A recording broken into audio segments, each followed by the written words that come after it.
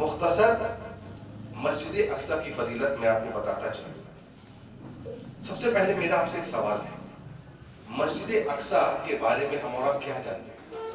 آج پوری دنیا میں، پورے مسلمان معاشرے میں ایک بات کی بڑی چرچا ہے، وہ ہے فلسطین، اور دوسرا ہے مسجد اقصی. اگر میں آپ سے ایک سوال کروں کہ مسجد اقصی کے بارے میں ہم اور آپ کیا جانتے ہیں، تو کیا جواب ہوگا؟ آج پوری میڈیا لگی ہوئی ہے مسجد اقصی اور اسرائیل، حماس اور فلسطین کے تعلق سے بات کرنے کی. تو سوال پیدا ہوگا کہ مسجد اقصی کے بارے میں ہم اور آپ کیا جانتے ہیں؟ اگر ہم کسی مسلمان سے پوچھیں تو شاید 3 یا 4 جملے ہم بتا پائیں گے. کیوں؟ ہم جذباتی بہت زیادہ ہیں، ہم جذبات سے بہت زیادہ کام لیتے ہیں. جیسے کہ شیخ نے کہا، اس سے اچھا یہ ہوتا کہ ہم علماء کے ماتحت ہو کر کے علم کو سیکھتے، ان سے مسائل پوچھتے، مسجد اقصی کی فضیلت کو جانتے، اور تب اگر ہم بات رکھتے اب آگے تو الحمدللہ فائدہ ہوتا. مسجد اقصی دراصل یہ فلسطین میں ہے، اور مسجد اقصی کی بڑی فضیلتیں اللہ تعالیٰ نے بیان فرمائی ہے. اللہ سبحانہ وتعالیٰ سورہ اسراء کی آیت نمبر 1 سورہ نمبر 17 فرماتے ہیں، سبحان الذی اسری بعبدہ لیلا من المسجد الحرام الی المسجد الاقصی الذی بارکنا حولہ لنریہ من آیاتنا انہ هو السمیع البصیر. پاک ہے وہ ذات جو اپنے بندے کو لے گیا. ایک بات یہاں یہ بات پتہ چلی کہ اللہ سبحانہ وتعالیٰ نے نبی کریم صلی اللہ علیہ وسلم کو بندہ کہا، نور نہیں کہا. جیسے بعض بھائیوں کو عقیدہ ہے کہ نبی کریم صلی اللہ علیہ وسلم معاذ اللہ نور من نور اللہ ہے، اللہ کے نور میں سے. یہ ایک شرکیہ اور کفریہ عقیدہ ہے. اللہ سبحانہ وتعالیٰ خود فرماتے ہیں، سبحان الذی اسری بعبدہ، پاک ہے وہ ذات جو لے گیا اپنے بندے کو. یعنی اللہ خود کہے کہ محمد صلی اللہ علیہ وسلم میرے بندے ہیں، مجھ میں میرے جز سے نہیں ہے.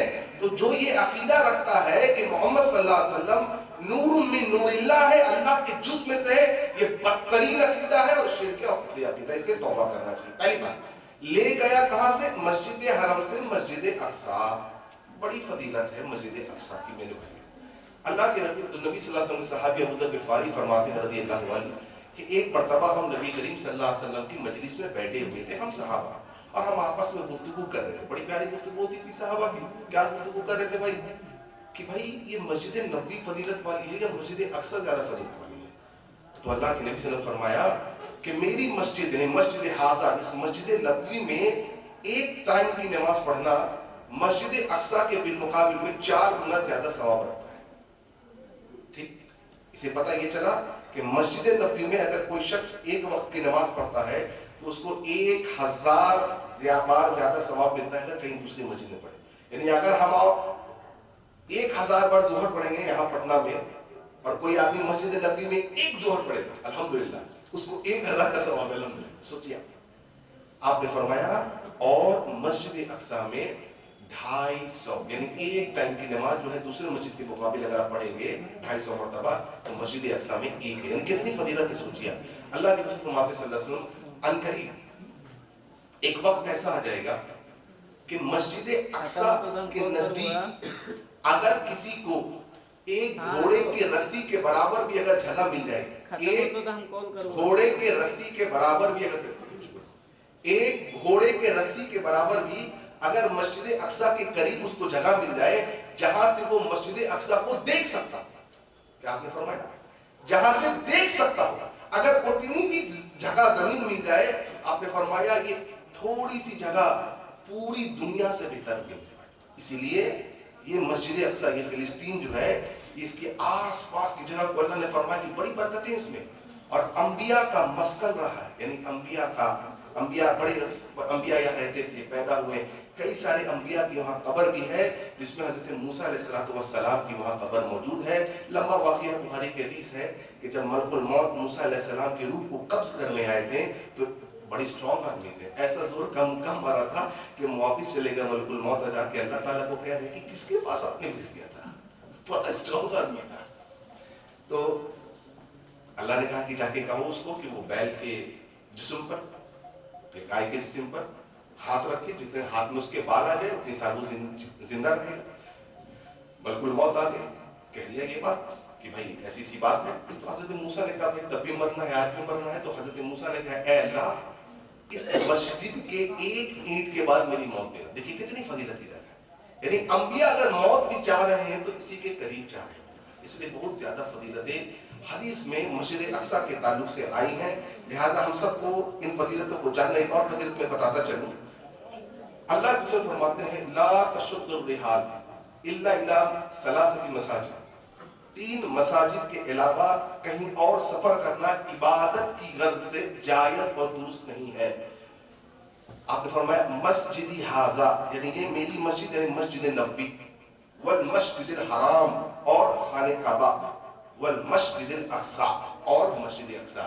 ان 3 کو یعنی حرام، خانہ کعبہ، مسجد حرام اور مسجد نبوی اور مسجد اقصی، اگر ان 3 کو چھوڑ کر کے کوئی کہیں بھی عبادت کی غرض سے جا رہا ہے اللہ کے نبی صلی اللہ علیہ وسلم نے فرمایا جائز نہیں ہے.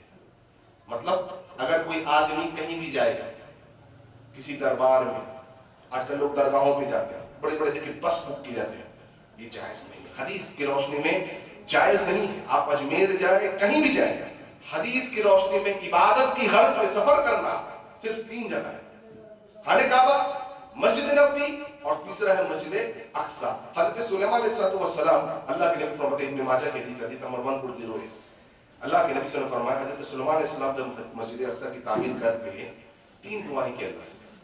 پہلی دعا ہے اللہ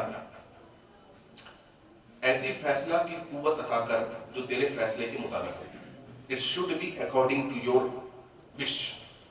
نمبر 2 سلیمان علیہ السلام دعا کہ اے اللہ ایسی بادشاہت دے کہ اس کے بعد ایسی بادشاہت قیامت تک کسی کو نہ دے، اور جنوں پر حکومت کرتے، پرندوں کی بھاشا جانتے، سب کچھ تھا.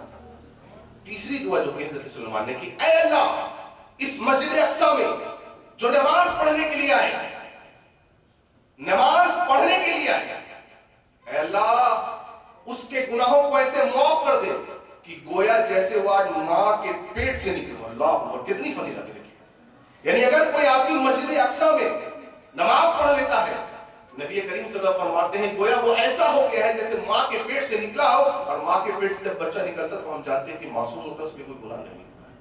اللہ کے نبی صلی اللہ علیہ وسلم فرمایا کہ سلیمان علیہ السلام کی 2 دعا قبول ہو گئی، اور تیسری دعا بھی میں امید کرتا ہوں کہ قبول ہو گئی ہوگی. تو اور بھی کئی فضیلتیں ہیں میرے بھائیوں مسجد اقصی کی. اب یہ مسجد اقصی کا مغربی حصہ جو ہے یہ دراصل یہود کا قبلہ ہے. جی، مسجد اقصی کا مغربی حصہ یہودیوں کا قبلہ ہے. جس طریقے سے ہمارا قبلہ مسجد اقصی تھا، ایک قبلے اول کہلاتا ہے. 16 سے 17 مہینے مسلمانوں نے مسجد اقصی کی طرف رخ کر کے نماز پڑھی. یہودیوں کا مسجد اقصی کا مغربی علاقہ ہے، مغربی حصہ. عیسائیوں کا مشرقی حصہ مسجد اقصی کا ان کا وہ قبلہ ہے.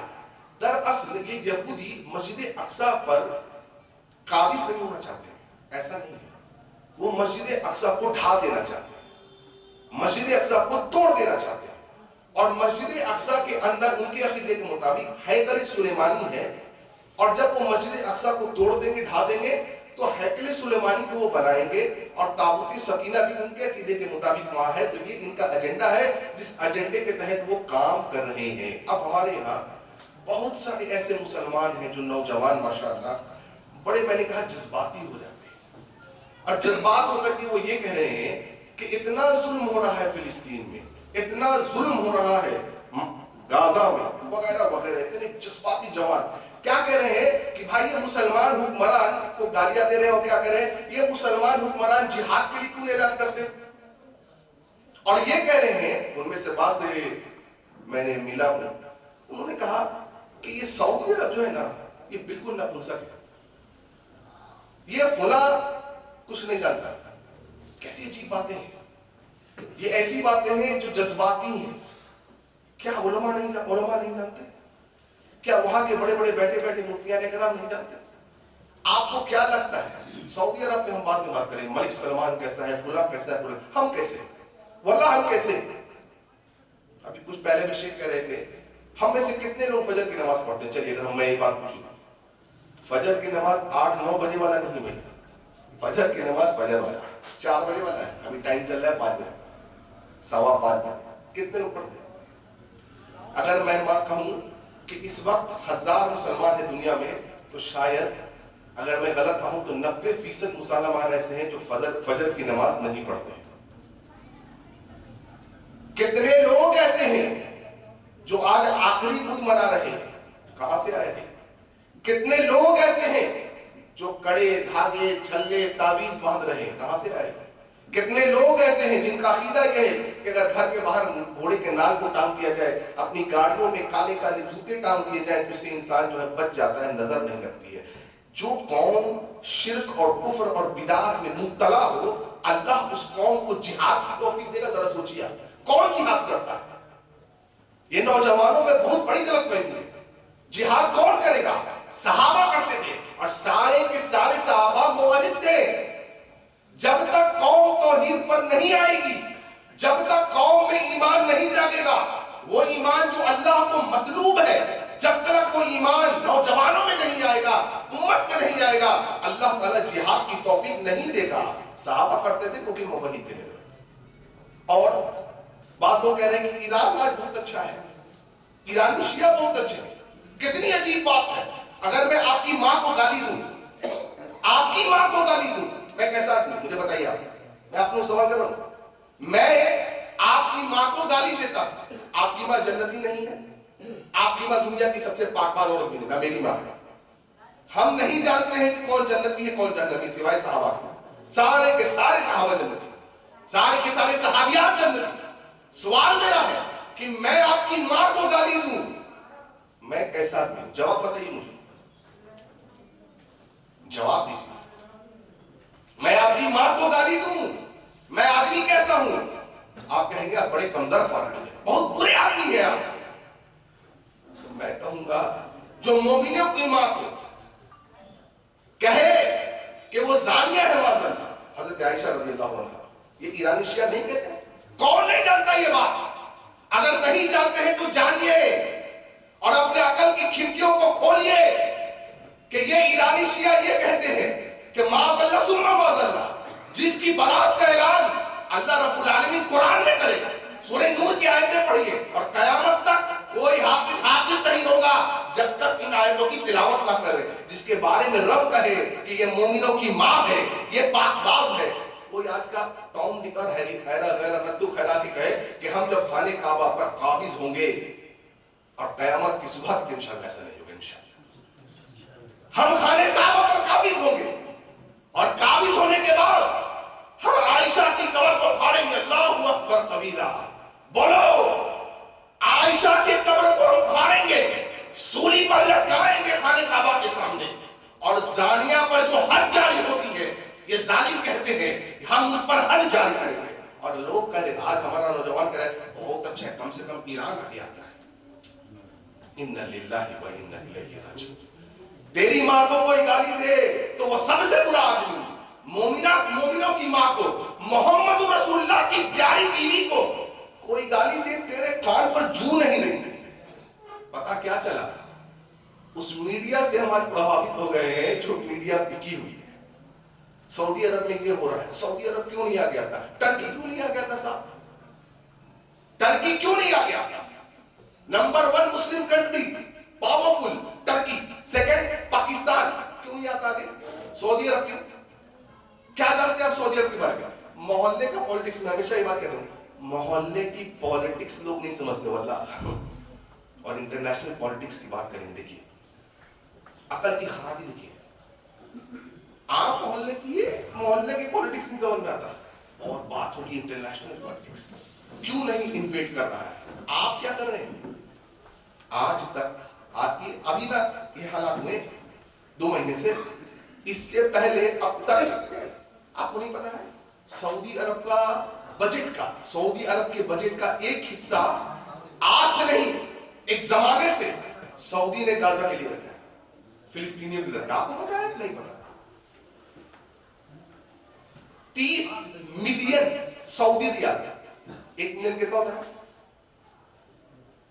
10 لاکھ، 1 ملین 10 لاکھ، 30 ملین سعودی ریال اب تک سعودی عرب سینکشن کر چکا ہے۔ سعودی عرب کا ملٹری بیس بڑا کمزور ہے میرے بھائی، अभी कुछ साल कबल खाने काबा पर हूसियों ने, शिया जो है हूसी यमन के, इन लोगों ने मिसाइल छोड़ा खाने काबा पर। नहीं पता आपको? 20 लाख लोग एक साथ हरमैन में मौजूद होते हैं अपार्ट फ्रॉम हज। 3/4 सऊदी अरब अपने आर्मी बेस को लगाता है, उसका आर्मी बेस वैसे ही बहुत ज्यादा नहीं है, हरमैन की हिफाजत के लिए। कल को अगर कोई खाने काबा पर मिसाइल छोड़ दे, क्या करेंगे आप? किसको जिम्मेदार करेंगे आप? और डेली 350 से ज्यादा पेशेंट्स सऊदी हुकूमत के तरफ गाजा के ट्रीट हो रहे हैं, आज नहीं जमाने से। आप जाइए जरा सऊदी अरबिया, मुझे बताइए रोहिंग्या के मुसलमानों को जब तेल में तला जा रहा था, गर्म तेल में बच्चों को तला जा रहा था, अल्लाह अकबर, अल्लाह अकबर, 10 मिलियन, और 1 मिलियन होता है 10 लाख, 10 मिलियन रोहिंग्या मुसलमानों को इकामा किसने दिया? आपके घर में अगर 2 मेहमान आ जाए, 2 मेहमान, ओनली 2, और 10 दिन रह जाए, 11वें दिन आप बेचैन हो जाते हैं, नहीं होते क्या? बीवी कहने लगती है किस किस को ले आते हैं? और आजकल तो ऐसा नफ्सा नफ्सी का दौर है कि भाई भाई को नहीं पहचानता आजकल, रिश्तेदार दोस्त अहबाब तो बहुत दूर हो गए। 10 मिलियन रोहिंग्या मुसलमानों को इकामा देने वाला वाहिद सऊदी अरब, 50,000 से ज्यादा बर्मीज को सऊदी नेशनलिटी देने वाला सऊदी अरब, उनको बिजनेस, कारोबार, job, education, free health, free education देने वाला सऊदी अरब। हम में से कितने लोग किसी को फ्री एजुकेशन देते? चलिए मुझे बताइए, एक बच्चे का कोई खर्चा उठाता आज? एक बच्चे का, अपने बच्चे को छोड़कर, जो गरीब है, यतीम है, जो बेवा है, जो मिस्कीन है, जो तलाकशुदा है, उनके पास बच्चे हैं, कितने लोग खर्च उठाते हैं? एक मस्जिद तामीर होगी, दीन का प्रोग्राम होगा, किसी से वल्लाह कहते हैं, किसी से मांगिए कि भाई दीन किस काम में डोनेट करिए, 10 रुपया देगा। इन्ना लिल्लाहि व इन्ना इलैहि राजिऊन। आजकल 10 रुपए में चाय भी नहीं आती मेरे, इतनी बड़ी बड़ी बात है। हमास बड़ा अच्छा है, हमास बड़ा अच्छा है, क्या जानते हैं हमास के बारे में? उसका लीडर इस्माइल हानिया जाता है ईरान और जाके कहता है कि इमाम खुमैनी की बरकत से आज हमास ऐसा है, सजदा करता है, वह दुनिया को दिखाता है कि मैं इस फिलिस्तीनियों का हमदर्द हूं, दुनिया को दिखाता है। किस लिए? क्योंकि ये इजराइल के द्वारा खड़ा किया गया। बहुत सारे लोग कहने लगे, अरे आप हमास को बुरा कह रहे हैं, अरे आपको पता नहीं है, the problem is you don't know. जानिए, आप देखते हैं इंडियन मीडिया, अभी कुछ साल कब, पिछले साल की बात है शायद, रमजान की, इंडियन मीडिया में एक खबर शाया हुई, सऊदी अरब ने रमजान के महीने में अजान को बैन कर दिया, यानी लाउड स्पीकर से। देखिए इंडियन मीडिया कब तक देखेंगे, वर्ल्ड मीडिया भी देखिए, तब आपको समझ में आएगा हकीकत। हाँ, मुझे एक बात बताइए, एक प्रैक्टिकल सवाल करता हूं, मुझे अगर पता हो कि मैं एक मिसाइल मारूंगा और वो मिसाइल गिरने से पहले मेरा जो मुखालिफ है अपने ड्रोन सिस्टम से उसको गिरा डालेगा, आपको क्या लगता है, मेरा मिसाइल मारना अक्लमंदी है, बहादुरी है या बेवकूफी है? बेवकूफी आप कहेंगे। हमास वाले मिसाइल मारते हैं इजराइल पर, यह कह करके कि हम फिलिस्तीनियों के हमदर्द हैं, और 95 to 99% उनकी मिसाइल को ऑलरेडी इजराइल का ड्रोन सिस्टम गिरा देता है गिरने से पहले। फिर क्यों मार रहे हैं आप? क्यों मार रहे हैं? What is the hidden agenda? आप इसलिए मार रहे हैं क्योंकि इजराइल को दिखाना है दुनिया को कि इन्होंने मुझ पर मिसाइल मारा है सेल्फ डिफेंस में, अब मैं इनको बमबार्ड करूंगा। अब देखिए, अब जब इजराइल बमबार्ड कर रहा है, कहां पर? गाजा पर, 22 लाख मुसलमान, अल्लाह अकबर, एक बम में 60 से 70 लोग मर जाते हैं। अल्लाह, मैं कुछ चीजें मैं आपको दिखाने के लिए, शायद कि हम कुछ सबक हासिल करें एक बॉम्बिंग से। उसके जब मुझे पता है कि मेरा मिसाइल गिरने से पहले ड्रोन सिस्टम गिरा देगा, ये दुनिया को, WHO को, वर्ल्ड यूएनओ को बताना है, पूरी दुनिया को न्यूज चलाना है कि हम गाजा पर इसलिए बॉम्बार्ड करते हैं, इजराइल कहता है, क्योंकि ये मुझ पर मार रहा है। क्यों? हमास बज़ाहिरी सपोर्टर है फिलिस्तीन का। ये देखिए जरा, ये देख रहे हैं आप, ये इजरायली बच्चा नहीं है, अल्लाह की कसम, ये फिलिस्तीनी बच्चा है। اس کا کیا قصور ہے؟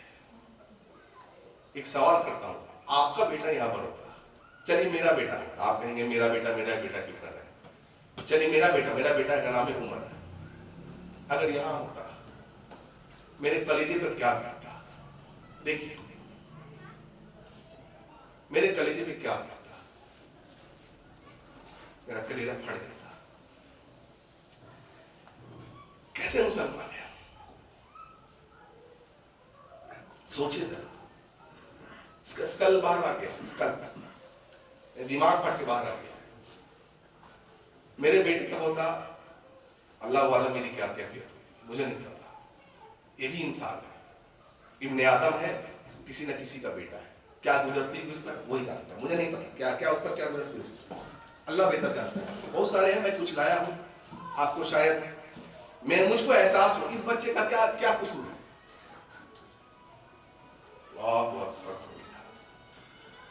کیوں مار رہا ہوں میزائل؟ بھائی جب جان رہے ہیں کہ ان کے پاس امریکہ اور یورپ کا اور انگلینڈ کا سپورٹ ہے اسرائیل کو، کیوں مار رہے ہیں؟ کیوں نہیں لوگ جہاد کر رہے ہیں؟ ارے بھائی جہاد موحد کرتا ہے، مشرک جہاد نہیں کرتا۔ اس کا کیا قصور ہے؟ اس کا کیا قصور ہے؟ اس کا فیوچر کیا ہے؟ کیا فیوچر ہے اس کا؟ کون جواب دے گا؟ کسی کا جواب؟ صرف ملک سلمان ایسا، اب آپ بولیں گے دیکھیے سعودیہ کے سپورٹر، نہیں، ہم سعودیہ کے سپورٹر نہیں ہیں، ہم حق کے سپورٹر ہیں۔ جو اچھا ہے، جو برا ہے سو برا ہے۔ دیکھیے اس بچے کا کیا قصور ہے؟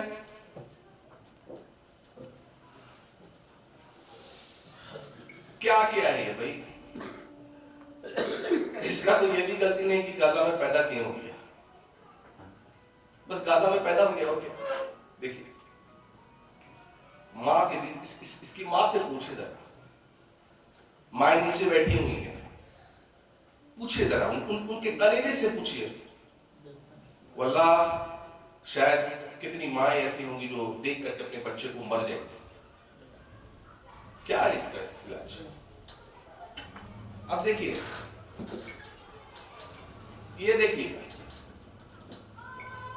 یہ 1945 کے قبل ورلڈ میپ آپ دیکھیں گے، بیفور 1945 ورلڈ میپ پر اسرائیل ہے ہی نہیں۔ 1945 کے بعد یو این او نے 1947 میں یہ جو وائٹ آپ دیکھ رہے ہیں یہ اسرائیل ہے، اور گرین جو دیکھیں فلسطینیوں کی زمین۔ 1947 میں یو این پلان آیا، اسرائیل کو کچھ زمین ملی۔ اب یہ لوگ بمبارڈ کرنے لگے، لڑنے لگے۔ 1949 سے 1967 میں دیکھیے کتنا فرق آ گیا ہے، دیکھیے ذرا، اور آج کے حالات کو دیکھ لیجیے کتنا ہے۔ نہیں بچا ان کے پاس کوئی زمین، کچھ نہیں ان کے پاس۔ ہاں ان کے پاس ایک چیز ہے، ان کے پاس ایمان ہے، اللہ اکبر، جو شاید میرے اور آپ کے پاس نہیں ہے، ویسا ایمان نہیں۔ آپ دیکھیے سب کچھ ہو گیا، اس بچے کو دیکھیں، اللہ اکبر، ایمان تازہ کر دے گا، اللہ کی قسم، چھوٹا بچہ ایمان تازہ کر دے گا۔ ملبہ کا ڈھیر ہے، شاید ماں باپ ملبے میں دب گئے ہوں، شاید اس کا بھائی بھی ملبے میں دب گیا ہوگا، شاید مسکرا رہا ہے، اللہ اکبر، توفیق اللہ دے رہا مسکرانے کی۔ عجیب بات ہے، اور یہ کیسے لوگ ہیں الحمدللہ، ان کو دیکھیے ملبے کا ڈھیر ہے، نماز نہیں چھوٹ رہی۔ اللہ اکبر، ابھی شیخ نے کہا نماز، الصلاۃ، نماز نہیں چھوٹ رہی۔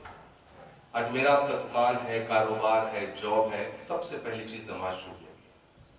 اس امام سے ہم بات کریں گے کہ بھائی ہمیں فلسطین چاہیے، ہمیں غزہ چاہیے، اے اللہ غزہ کے مسلمانوں کی مدد کر۔ 2 بجے رات تک فیس بک پر اسٹیٹس لگے، 2 بجے رات تک، واللہ ہی کہتا، جذبات ہے لیکن جذباتی ہیں آپ، لیکن فجر کی نماز کے لیے نہیں اٹھیں گے۔ تب آپ صرف دنیا کو دکھا رہے ہیں اور ایک سوشل میڈیا کے لائف میں جی رہے ہیں جہاں پر اپنے آپ کو صرف سنتاونا دی جاتی ہے۔ कि तुमने पोस्ट कर दिया, तुम्हारी जिम्मेदारी भाई साहब खत्म हो गई। अब वो भी क्यों किया पता? लाइक्स के लिए। मेरे लाइक्स बढ़ेंगे, लोग मुझे देखेंगे। अल्लाह, ये तो नियत है आज, सबकी नहीं तो अक्सर।